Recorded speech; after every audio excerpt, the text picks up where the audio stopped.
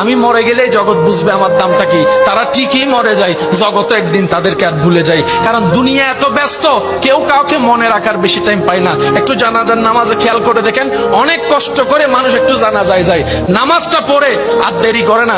কবরস্থান পর্যন্ত যাওয়ার মানুষের সংখ্যা দেখবেন যে একদম কম, কবর দেওয়ার সময় মানুষের সংখ্যা দেখবেন যে আরো কমে গিয়েছে। মানুষের ব্যস্ততা এমন, আজকে যেরকম আপনার আমার অন্য কারোর জন্য টাইম নাই, একদিন ওদের হবে আমাদের জন্য কারো টাইম থাকবে না। সেজন্য মনে রাখবেন, পৃথিবীর যতই আপন হোক, যতই কাছের হোক, যতই রক্তের হোক, যতই ভালোবাসার হোক, কেউ কারো আপন না, কেউ কারো আপন না। দিন শেষে বাস্তবতা মেনে নেওয়াটাই বুদ্ধিমানের কাজ। কথা বলেন ঠিক কিনা? সময় আসলে আপনরাও চোখ উল্টাইতে 2 মিনিট করে না। এমনও বাস্তবতা দেখা যায়, যাকে এক সময় আপনি খাওয়াইছেন সেই আপনার পাত থেকে ভাতের পাত কিনে নিয়ে যাবে। যাকে আপনি হাসির ব্যবস্থা করে দিয়েছেন, থাকার ব্যবস্থা করে দিয়েছেন, সেই একদিন দেখবেন আপনার জায়গা দখল করার জন্য পাইতারা প্ল্যানিং করতে থাকবে, পাইতারা প্ল্যানিং করতে থাকবে।